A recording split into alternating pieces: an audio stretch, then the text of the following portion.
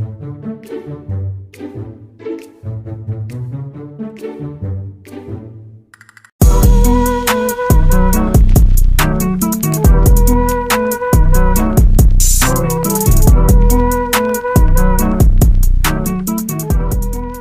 right now I will present the introduction, which is our research background.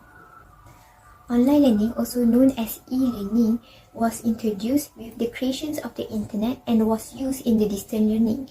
It allows students from all over the world to connect with academic institutions and other students online and learn at their own pace while working toward a degree or certificate. When the COVID-19 outbreak struck Malaysia in 2020, the Malaysian government issued a movement control, which is MCO, that ordered all sectors to close. This aimed to prevent the COVID-19 outbreak from spreading throughout Malaysia. The education industry has been badly impacted because all the educational institutions, including schools, universities, have been required to shut. Thereby, many students missed their learning syllabus during the epidemic, and students had to adapt with virtual learning, which is online learning, during that time. The researcher focused at student perspective on online learning. So the introductions of online learning was important, and it has resulted in numerous of advancements in the use of modern instruments in online education. All of this was viewed positively by the students, who also stressed the relevance and necessity of the teacher's physical presence. Last but not least, the researcher has indicated the significant factors which refer to the shadow flexibilities, cost savings, and mental health that could give effect to the students' experience during online learning. Next, our problem statement. The COVID-19 pandemic has caused disruption in numerous of educational institutions. It has put academic institutions to the test in terms of their ability to cope with such a sudden crisis. During the epidemic, online learning has become the primary mode of education around the world. Moreover, through survey research, the faculty and students in Jordan acknowledge that online education is beneficial during the current epidemic. At the same time, it is ineffective when compared to face-to-face learning and teaching. Subsequently, universities in Malaysia have moved their classes online to minimize the spread of disease. Actually, traditional classroom socialization is a huge component that is absent from online learning. As a result, the constant exchange of idea, knowledge, and data is partly lacking in the online learning environment. To put it mildly, it is outstanding to consider the possibility of having the complete academic experience condensed onto a personal electronic gadget.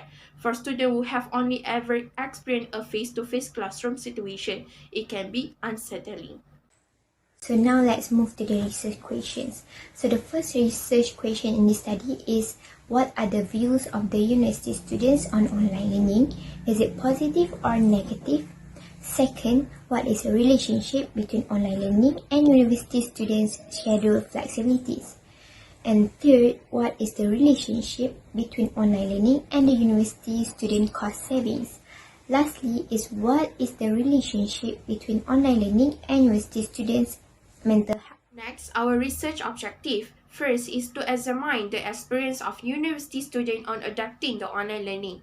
Second, to investigate the interconnection between online learning and university students' schedule flexibility. The third one is to identify the interrelation between online learning and university student cost saving. And the last one is to study the correlation between online learning and university student mental health. As for the conceptual framework, we can see there is a direct relationship between the independent and dependent variables. The conceptual framework establishes a clear link between the factors that affect university students' experience with online learning during COVID-19 in terms of schedule flexibilities, cost savings on educational expenses, and mental health among university students during the outbreak. Next is research hypothesis. A hypothesis is a theory or justification for something that is based on information we already know but has not yet been proven. Therefore, in this research, we have three independent variables, IV, which is schedule flexibility, cost saving, and mental health. While for our dependent variable, DV, which is exploring university student experience with online learning during COVID-19 outbreak. In this section, we will be constructing three hypotheses using our three IV to test whether it has the relationship with our DV. The first one is schedule flexibility. HO1, there is no relationship between the schedule flexibility and our DV. HA1, there is a relationship between the schedule flexibility and our DV. The second one is cost saving. HO2, there is no relationship between the cost saving and our DV. HA2, there is a relationship between the cost saving and our DV. And the third one is mental health. HO3, there is no relationship between the mental health and our DV. HA3, there is a relationship between the mental health and our DV. So let's move to the research methodology. As for this study, it is using a quantitative method for the research design. The units of the analysis in this study is referred to the students who are studying at UITM SEREMBAN 3 that include students from all faculties. Moreover, 358 respondents were determined by using the Craigie and Morgan table for the sample size. This study chose to employ a simple random sampling technique since each person in the population has an equal chance of being chosen, and it is seen as a fair method of selecting a sample from a larger population. As for the data measurement, the study is using the existing measurement, which is by using the survey questionnaire to measure the respondents' experience with online learning during COVID-19 outbreak.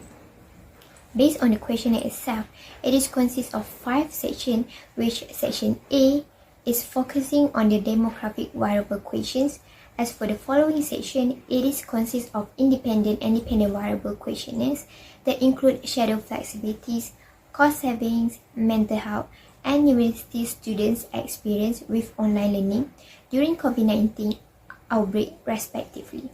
Therefore, after collecting the data, a descriptive analysis and Pearson correlation are being used for the data analysis. Next, our demographic profile. To conduct this research successfully, the questionnaire was distributed using online platforms such as Google Forms. In addition, there are 358 respondents who completed the questionnaire that was distributed. From the table, most of the respondents are female students, which 194 respondents followed by 164 male students. Other than that, the majority of the 213 respondents are between the ages of 22 and above, followed by the 145 students who are 21 years old or younger. The table then displays current academic undertaking data, which stated that there are 120 diploma students, and the majority of the students who answer our research survey have current academic undertaking for degree, with 238 students. Furthermore, the most collected data is from faculty FSPPP with 169 students, and the second highest is from faculty FSKM with 108, FSR faculty 81 students. The last but not least, the highest number of 240 students with CGPA of 3.5 or low was recorded. A second, 98 students received 3.6 CGPA or higher, and 46 students who received 2.5 CGPA or lower. As we can see here, it shows a tables of our main finding for these studies. So the first objective of these studies is to examine the experience of university students on online learning. The result that we get for this objective is the median result is equal to 3.7674 and the standard deviation is 0.5899. As for the hypothesis for this first objective is there is a positive relationship between schedule flexibilities, cost saving, mental health with student experience during online learning. As for the second objective, it is to investigate the relationship between online learning and university students' schedule flexibilities. The result that we get for this objective is R equal to 0.468 and p-value is 0.0.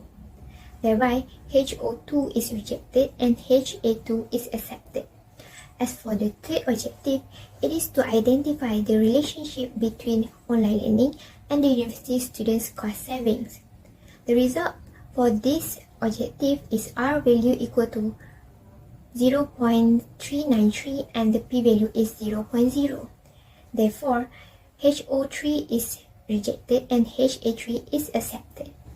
And lastly, the fourth objective is to study the relationship between online learning and university students' mental health. The result that we get for this last objective is R value equal to 0.424 and the p-value is 0.0. Thereby, HO4 is rejected and HA4 is accepted. Next, for the recommendation, the first recommendation is get rid of the big risk of diversion while studying online. Distraction when studying or attending classes at home are among the difficulties that many people encounter when learning online. Digital technology is a significant cause of diversion. Students might launch a new tabs to browse social media or watch amusing videos. Students are advised to put away all electronic devices when working and create a reliable time management schedule to plan their learning, socializing, and spare time in order to resolve this issue. The second recommendation is create a fixed schedule to avoid procrastinate. With the e-learning model, students have a lot of freedom to choose when and where they want to take their courses at their own pace and without any physical restriction. However, having too much flexibility frequently leads to procrastination. To address the issue, create a to-do list. Moreover, don't be scared to reorganize tasks on our to-do list in accordance with our priorities once we created it. Prioritize the jobs that are most essential and crucial. The third one is establish a healthy life and habit to avoid stress. Compared to students who attend school in person, online students have a different schedule. There is no commute time, no lunch time, socializing with friends, no dress code requirement, and students have far greater control over their schedule. Furthermore, developing healthy routine in one way to take care for our mental health. This entails maintaining a healthy weight, getting enough sleep, being physically active, and caring for our bodily well-being. We will experience better moods, more energy, and general mental well-being if we practice good habits on a daily basis. Last but not least is the limitations of the studies. Firstly is the limitations of the sample size. As for this study, a sample size is limited to the students at UITM SEREMBAN 3 only, and the study may not be able to be universal to all university students across Malaysia, due to the fact that online learning is involved all students not only at UITM, but the other university also need to be conducting online learning during COVID-19 restrictions. Therefore, instead of just focusing to students at UITM SEREMBAN 3, the future study may also make it diversity by taking UITM students from other branch campus or even other university students as their sample size. Next is the limitations of the quantitative studies. The quantitative study was used in this study where the survey was not comprehensive in collecting data. Besides, with a structured questionnaire with closed-ended questions has resulted in the limited outcome described in the research proposal. Thereby, the result cannot always accurately depict the real event since the respondents have limited options to answer the questionnaires made by the researchers. As for recommendations, the future researchers may carry out an interview with the respondent, which resulting in more precise and accurate data from which they are able to present their own answer. In conclusion, this study will discuss the experiences of students at UITM SEREMBAN, which consists of 3 types of faculties, which is FSPPP, FSKM, and FSR, regarding their experience during the period of online learning during the COVID-19 outbreak. Do they enjoy it because of the existence of schedule flexibility and cost saving, or do they experience something less pleasant due to the presence of mental health issue in their online learning experience? Therefore, through the study that we have conducted, we can prove that there is a positive relationship between our independent variable, which are schedule flexibility, cost saving, and mental health, and our dependent variable, which is university student experience with online learning during the COVID-19 outbreak, using Pearson correlation and descriptive analysis tests. This study also found that a positive independent variable, schedule flexibility, has the greatest influence on most student experiences adapting to online learning. According to the coefficient table in the appendices, the beta value for this variable is the highest among the others at 0.335, so it is safe to conclude that the majority of our respondents had enjoyable experiences with online learning during the COVID-19 outbreak.